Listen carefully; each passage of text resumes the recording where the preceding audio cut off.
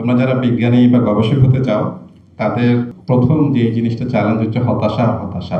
টাকা নাই, দাম দেয় না। বিজ্ঞানীদের নাম বললেই আসলে আমরা সবসময় হচ্ছে আইনস্টাইন, নিউটন এবং তো থমাস আলভা এডিসন এদের নাম শুনি।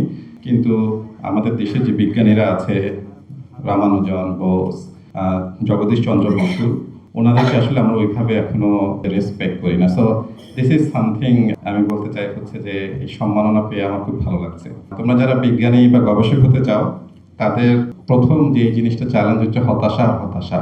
টাকা নাই, দাম দেয় না, সোশ্যাল মিডিয়ায় লাইক পাওয়া যাচ্ছে না, কমেন্টস পাওয়া যাচ্ছে না, অনেক চেষ্টা করে হচ্ছে না, ঘুম ঘুম আসতেছে না, ঘুম আসলেও সকালে উঠতে ইচ্ছা করতেছে না, সকালে উঠলেও শরীর টানতে খুব কষ্ট হচ্ছে। এই টাইপের সব কিছুই কিন্তু আসলে আমাদের অংশ। আর এইসবের নামই কিন্তু বিজ্ঞানী হওয়া। এগুলা তোমাদের গলার মালা। যারা বিজ্ঞানী বা গবেষক হতে চাও, এগুলো হচ্ছে আমাদের গলার মালা। এটা মাথায় নিয়েই করতে হবে। আমরা ছোটবেলায় সবসময় প্রশ্ন করতাম, যত বড় হয়েছি তত আমাদের প্রশ্ন করা কমে গেছে। আগে জিজ্ঞেস করতাম হচ্ছে পাখি উড়ে কেন, আকাশ নীল কেন, সব আমরা ভুলে যাচ্ছি হচ্ছে যে এই কি বলে হচ্ছে যে বইয়ের পৃষ্ঠার চাপে।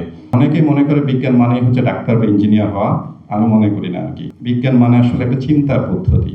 বিজ্ঞান আমাদেরকে শেখায় হচ্ছে প্রশ্ন করে সলভ করার জন্য। প্রমাণ ছাড়া বিশ্বাস করা যাবে না। ভুল হলে স্বীকার করতে এবং নতুন তথ্য পেলে মত পরিবর্তন করতে হবে। এবং সবচেয়ে গুরুত্বপূর্ণ বিজ্ঞানী হওয়ার জন্য হচ্ছে সমস্যার সমাধান খুঁজছে। তোমরা যারা আজকে বিজ্ঞান মেলায় অংশগ্রহণ করছো, তোমাদের সবাই প্রথম হবে না। অলিম্পিয়াডে হয়তো সবাই স্বর্ণ পদক নাও হতে পারে, কিন্তু সেটাই ব্যর্থতা নয়। কারণ অংশগ্রহণের মাধ্যমে তোমরা শিখছো হচ্ছে কিভাবে ভাবতে হয়, কিভাবে দলবদ্ধ হয়ে কাজ করতে হয়, উপস্থাপন করতে হয় এবং কিভাবে বারবার চেষ্টা করতে হয়। তোমাদের মাঝখানে হয়তো ভবিষ্যতের বিজ্ঞানীরা বসে আছে।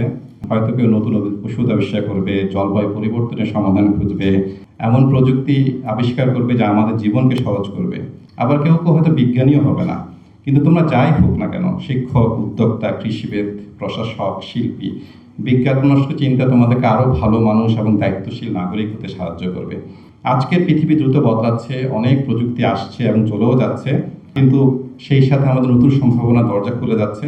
আগামীকালের ভবিষ্যৎ তোমরাই গড়ে তুলবে। স্বপ্ন দেখতে থাকো, প্রশ্ন করো, পরীক্ষা করো, ভুল করো, বেশি বেশি করে ভুল করো।